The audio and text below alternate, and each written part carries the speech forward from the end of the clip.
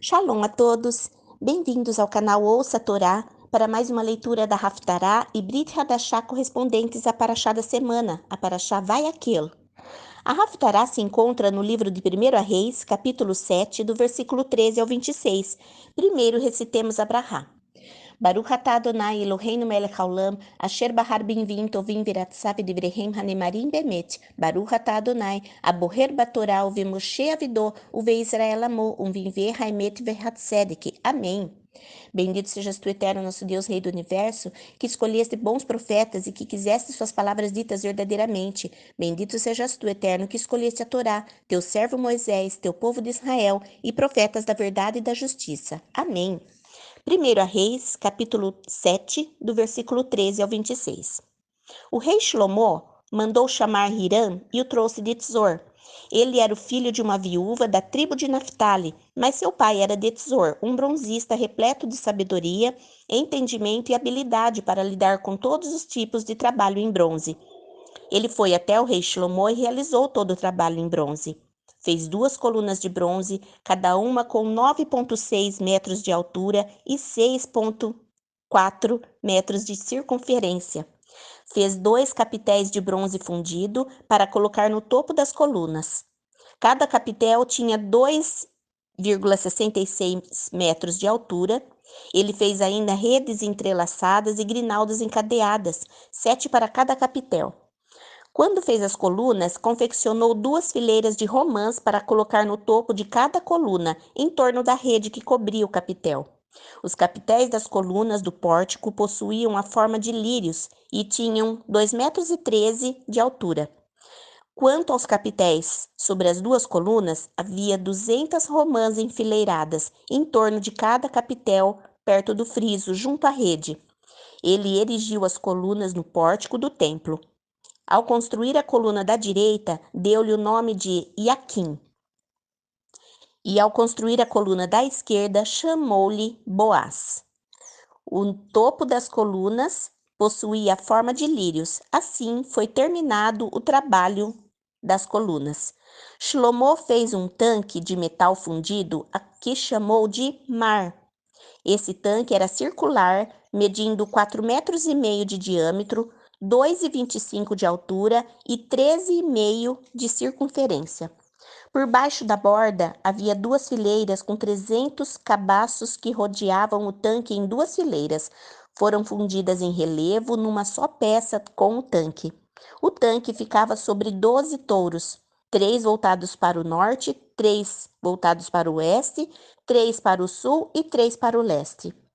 Todos os touros tinham as patas traseiras voltadas para o centro. O mar repousava sobre eles. A espessura das paredes do tanque era de 4 dedos. Sua borda era como a borda de um copo, como uma flor de lírio, e sua capacidade era de 40.000 litros. Amém. Baruch atah Adonai Eloheinu melech haolam, tzur kol haolamim, tzadik bechol hadorot, hael haneman haomer veose, hamdaber kayem, shekol devarav yemet vatzedik. Nemam atahu Adonai Eloheinu venemanim devarecha, vedavar errad mi devarecha, ahor lo yashuv rekam que al melech nemam verachaman atah, Baruch atah Adonai, hael haneman bechol devarave. Amém. Bendito sejas tu, eterno nosso Deus, Rei do Universo, rochedo de todos os mundos, justo em todas as gerações, Deus fiel que realiza o que anuncia, que promete e cumpre, e que todas as suas palavras são verdade e justiça. Fiel és tu, eterno nosso Deus, e fiéis são as tuas promessas, e nenhuma sequer das tuas palavras jamais se tornará vã, pois és Deus e Rei fiel e misericordioso. Bendito sejas tu, eterno, Deus que é fiel em todas as suas palavras. Amém. Os textos da Brit Hadashá estão em 2 Coríntios, capítulo 9, do versículo 1 ao 15, Hebreus, capítulo 9, do versículo 1 ao 14 e Apocalipse, capítulo 11, do versículo 1 ao 13. Vamos abrahar. Baruch atah Adonai, Eloheinu melech haolam, asher natan lanu et Yeshua ben hak meshihenu, gualenu moshienu kapuratenu, vadonenu vet sifrei brit hadashah leamenu lechol hamim, Baruch atah Adonai, noten Yeshua be Yeshua hamashiach. Amém.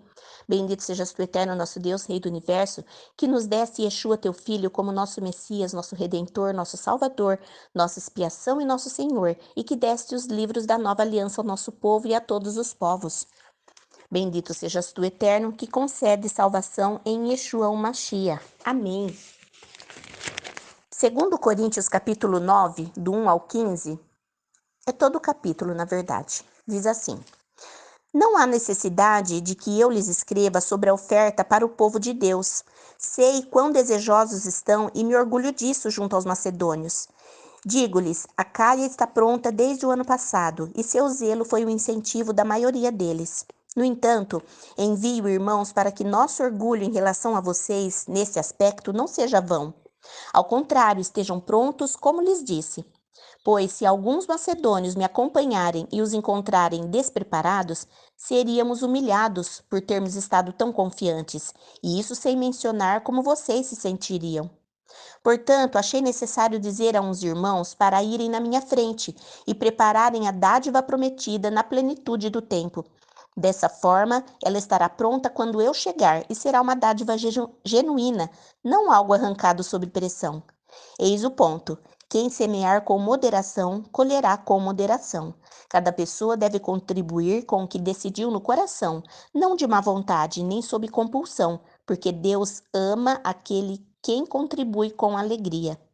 Além disso, Deus é capaz de provê-los com toda dádiva graciosa em abundância, para que sempre e de toda forma vocês tenham as próprias necessidades supridas e sejam capazes de contribuir abundantemente para toda boa causa. Como diz a Torá, ele deu com generosidade ao pobre, sua tzedaká durará para sempre.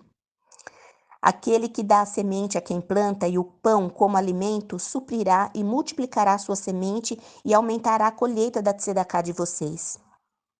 Vocês serão enriquecidos de toda forma, para que possam ser generosos em tudo, e por nosso intermédio, a generosidade de vocês façam as pessoas agradecerem a Deus, porque a participação nesse serviço sagrado não supre apenas as necessidades do povo de Deus, mas também gera a gratidão a Deus a ser demonstrada pelas pessoas. Ao oferecerem esse serviço, vocês provam às pessoas, mediante a realização do que lhes foi requerido, que conhecem as boas novas do Mashiach, isto é, a partilha generosa para com eles e para todos. E nas orações deles a favor de vocês, que eles possam sentir sua forte afeição pelo fato de Deus lhes ter sido tão gracioso. Graças a Deus por seu dom indescritível. Amém. Hebreus 9, do 1 ao 14, diz assim: Ora, a primeira aliança possuía regras relativas à adoração em um lugar sagrado aqui na terra. Uma tenda foi erigida, chamada lugar sagrado. Nela estavam a menorá, a mesa e o pão da proposição. Atrás da segunda paruhet estava a tenda, chamada lugar especialmente sagrado, onde se encontravam um altar de ouro para a queima de incenso e a arca da aliança, totalmente revestida de ouro. Na arca estavam o vaso de ouro que continha o maná, a vara de Aharon que floresceu e as tábuas da aliança feitas de pedra. Acima dela estavam os queruvim que representavam a Sheriná, lançando sua sombra sobre a tampa da arca. Agora, porém, não é tempo de falar detalhadamente sobre essas coisas. Com tudo arranjado dessa forma, os Kohanim entraram na tenda exterior todo o tempo para exercer suas funções, mas apenas o Cohen Hagadol entra na tenda interior. Ele o faz apenas uma vez por ano e deve sempre levar sangue, o qual oferece por si mesmo e pelos pecados que o povo cometeu por ignorância. Por esse arranjo, o Ruach HaKodesh mostrou que enquanto a primeira tenda estivesse em pé, o caminho para o lugar sagrado permanecia fechado. Isso simboliza a era presente e indica que a consciência da pessoa que desempenha o serviço não pode ser alcançada pelas ofertas e sacrifícios realizados, porque essas práticas envolviam apenas comidas, bebidas e diversos tipos de lavagens cerimoniais, regras concernentes à vida exterior, impostas até o tempo em que Deus reformulasse toda a estrutura. Quando o Mashiach apareceu, como Cohen Gadol, das coisas boas que já estão acontecendo, então, por meio da tenda maior e perfeita, não criada pelos homens, isto é, ela não pertence ao mundo criado, ele entrou no lugar sagrado de uma vez por todas. Ele o fez não por meio do sangue de bodes e bezerros, mas pelo próprio sangue, libertando dessa forma seu povo para sempre. Se a aspersão de pessoas cerimonialmente impuras com o sangue de bodes e touros e as cinzas de uma novilha restauravam-lhes a pureza exterior, quanto mais o sangue do Machia, que pelo Espírito Eterno se ofereceu a Deus como sacrifício imaculado, purificará nossa consciência das obras que conduzem à morte, para que possamos viver e servir ao Deus vivo. Amém. Apocalipse 11, do versículo 1 ao 13, diz assim: Deram-me um caniço semelhante a uma vara de medir, e me disseram: Levante-se e meça o templo de Deus e o altar, e conte quantas pessoas estarão adorando ali. Exclua, porém, o pátio exterior do templo, não meça, porque ele foi dado aos goim. Eles pisarão a cidade santa durante 42 meses. Darei poder às minhas duas testemunhas, e elas profetizarão durante 1260 dias, vestidas de pano de saco. Estas são as duas oliveiras e as duas menorote que permanecem diante do Senhor da terra. Se alguém quiser causar-lhes dano, da boca deles sairá fogo e consumirá seus inimigos. Sim, se alguém quiser causar-lhes dano, deverá morrer dessa forma. Eles têm autoridade para fechar o céu de modo que não chova durante o tempo em que estiverem profetizando. Eles também têm autoridade para transformar água em sangue e ferir a terra com todo tipo de pragas, quantas vezes desejarem. Quando eles tiverem terminado o seu testemunho, a besta que vem do abismo vai atacá-los, vencê-los e matá-los. Seus corpos ficarão expostos na rua principal da grande cidade, cujo nome, reflexo de sua condição espiritual, é Sedom e Egito, a cidade onde o seu senhor foi executado em uma estaca. Pessoas de todas as nações, tribos, línguas e povos verão seus corpos durante 3 dias e meio e não permitirão que sejam sepultados. As pessoas viventes na terra se alegrarão por causa deles, celebrarão e trocarão presentes, porque esses dois profetas os haviam atormentado muito. Mas depois dos 3 dias e meio entrou neles um sopro de vida da parte de Deus, e eles ficaram em pé, e um grande temor caiu sobre aqueles que os viram. Então os dois ouviram uma forte voz do céu que lhes disse: Subam para cá. E eles subiram para o céu em uma nuvem, enquanto seus inimigos os observavam. Naquela hora houve um forte terremoto, e 1/10 da cidade ruiu. 7.000 pessoas foram mortas no terremoto. Os sobreviventes ficaram aterrorizados e deram glória ao Deus do céu. Amém.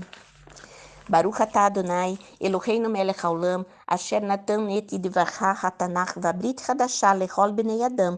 Baruch atah Adonai, mevi et hagoel Yeshua leman shemo be'ahavá. Amém.